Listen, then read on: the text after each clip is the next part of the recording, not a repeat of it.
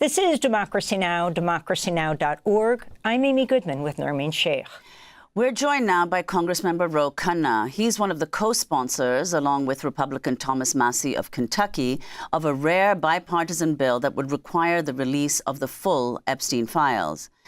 All 212 House Democrats are expected to vote in favor of the measure that would compel the Justice Department to release the Epstein files, meaning just 6 Republicans would need to join them to pass the resolution.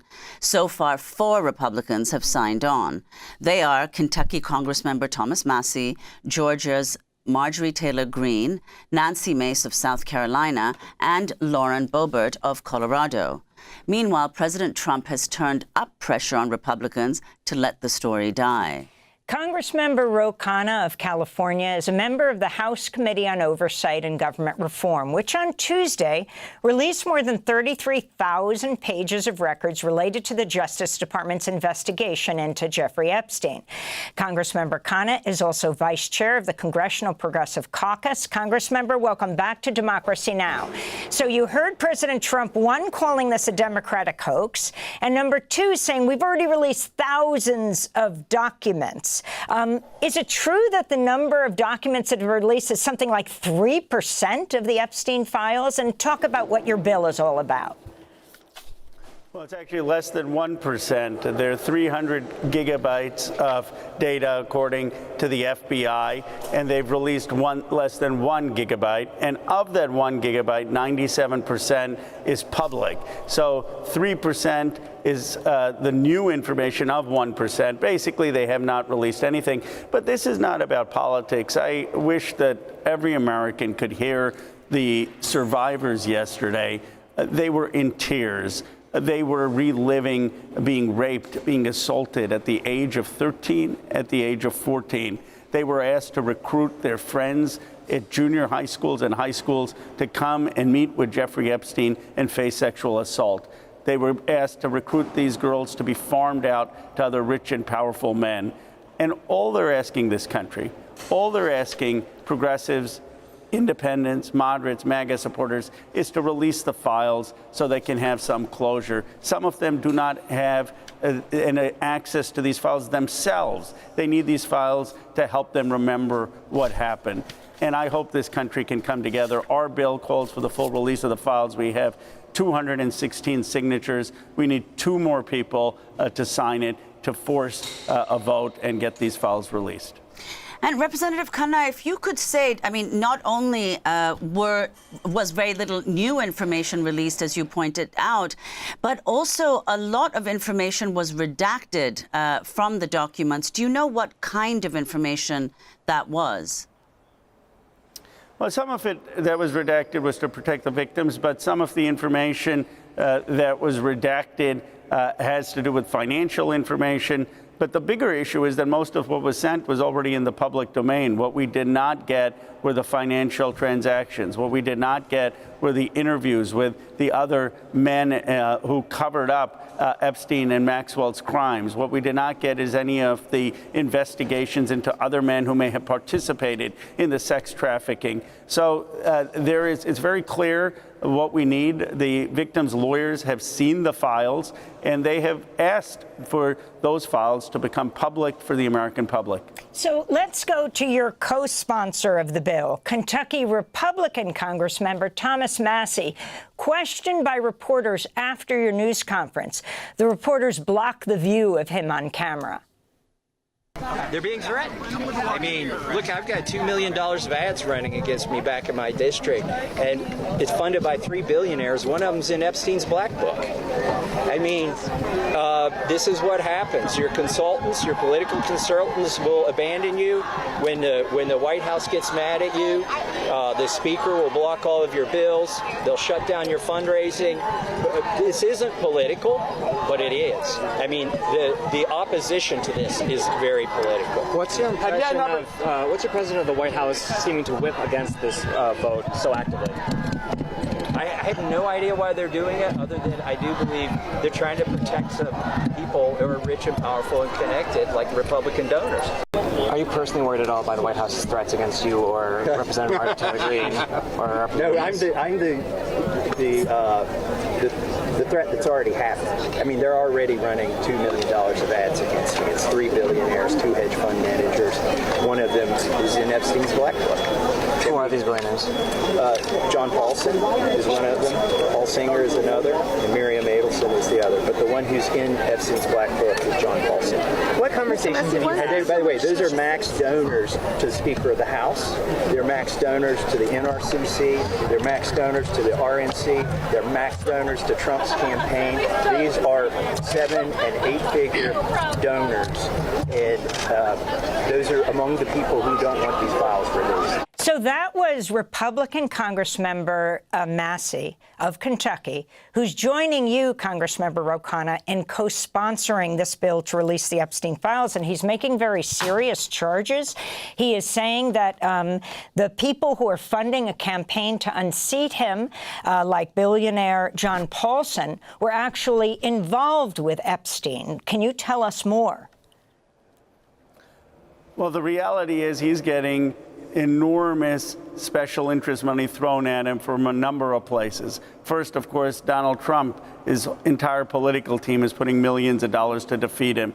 Second, he has told me that a number of the billionaires that are funding against him may be implicated in the Epstein files. He doesn't have direct evidence, but there is certainly circumstantial evidence around that. And third, he's got AIPAC that is pouring money against him because he has spoken up for human rights in Gaza. But this whole issue is about whether the rich and powerful can get away with basically impunity in this country, or whether we're going to have a system of justice that holds rich and powerful people accountable. So can you tell us more how this bill operates, the idea that it stays open until you get the 6 Republicans, and the role of the House Speaker Johnson, who was there 2 days ago at that round table? It wasn't sponsored by Comer, the head of oversight, as he is doing Trump's bidding. But both Democrats and Republicans were there. Nancy Mace, the congressmember for South Carolina, walked out crying. She said sweating, having a complete anxiety attack. She, a rape victim herself, and she is signing on to the call for the Epstein files release. But the role that Johnson is playing, can they subvert this bill? And what does it mean to say you're keeping it open for days, weeks, until you get the number of Congress members you need to have the files released? Well, we need 218 signatures. We have 216. We have to get 2 more Republicans on the bill. And we're in talks with at least 10 who are strongly considering it. I'm very confident we're going to get to the 218 number. But the petition can be opened as long as Congress is in session for this Congress up till 2026. And so I am confident, though, by the end of this month, we will hit the 218 number. After we hit the 218 number, there's 7 days before the House must have a vote. And so I expect a vote by early October on the full release of the Epstein files. And then one more question on Johnson. I mean, he shut down Congress days before it was supposed to end this summer because this was the main issue in Congress. Then he starts again the day after Labor Day. Congress resumes. It's the first issue on the agenda. He certainly bills himself as a family values man, and yet you have one survivor after another talking about being sex trafficked, raped, sexually abused when they were 13, when they were 14, not only in some cases by Jeffrey Epstein, but by Ghislaine Maxwell as well, who was just sent to minimum security prison camp after she talked with Trump's former private lawyer, who's now the deputy attorney general. How does he justify not joining you in this call for the release of the files?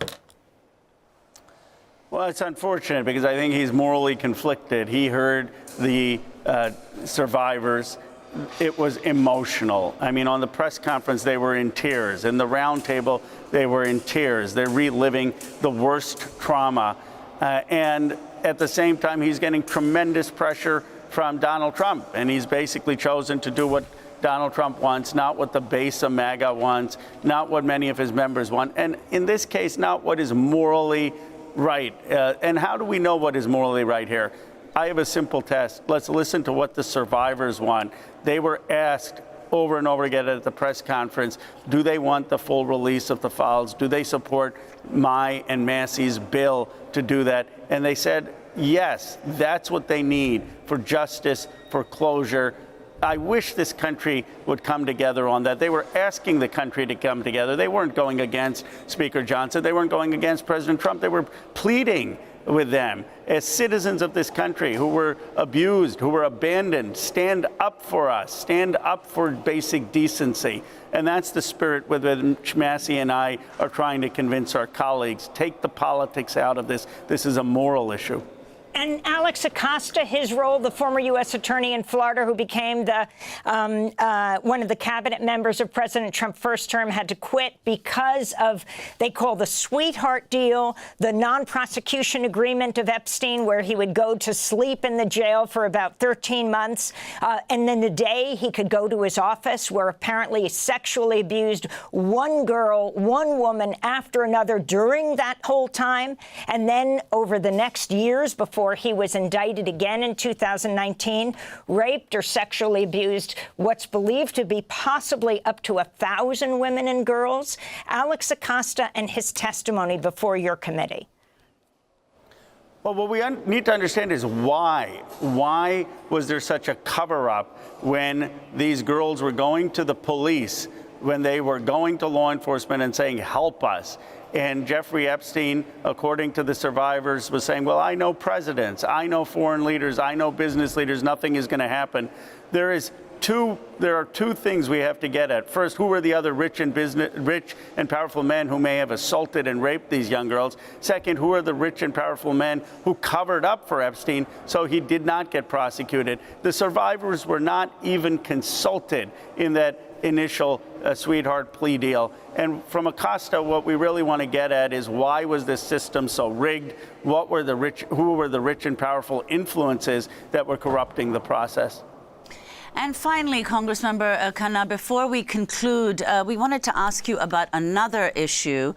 You've joined more than a dozen House Democrats in signing on to a letter urging the Trump administration to recognize a Palestinian state. If you could talk about that, together with your response to the Trump administration facing growing criticism for suspending visas for Palestinian passport holders, visas to come into the U.S., including officials meant to attend the UN General Assembly later this month.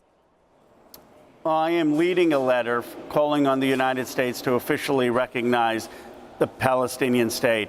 It would be a Palestinian state with democratic elections, with no Hamas, that recognizes the state of Israel. It is the true state solution that 147 other countries support, that France now supports, that UK supports, that Canada supports, that Australia supports. And all the letter does is call on the United States to join every other major democracy and the vast majority of other nations in recognizing a Palestinian state. This is important when Netanyahu, Ben-Gvir, and Smotrich are literally trying to erase the Palestinian identity. They are putting more settlements in the West Bank. They are pushing people out of Gaza. They are killing civilians. J Street has endorsed our letter. We have 24 signatures, but the reality is AIPAC is strongly opposing it, and this is going to be a fight over the next couple of weeks. I believe that if you are a progressive Democrat, you should be on this letter.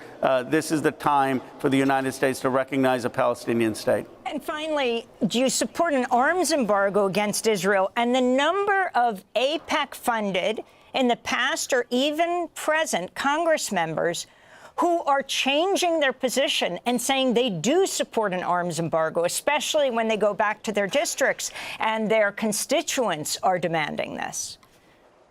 Yes, I do. And you're right. 27 out of the senators, the majority of Democratic senators, supported Senator Sanders' bill to stop military sales to Israel that are being used to kill civilians. And I'm on Delia Ramirez's bill, which does that in the House. It goes beyond Senator Sanders' amendments and says, if we are sending any military weapons that would be used to kill civilians, we need to stop doing that. I hope that progressive Democrats listening, the progressives listening around the country will ask their members to both join my letter and join Delia Ramirez's bill. It is the most consequential thing we can do to stop what is going on in Gaza and to recognize the Palestinian humanity. There's a famine there. They're denying visas. It is a moral stain on the United States because of our complicity.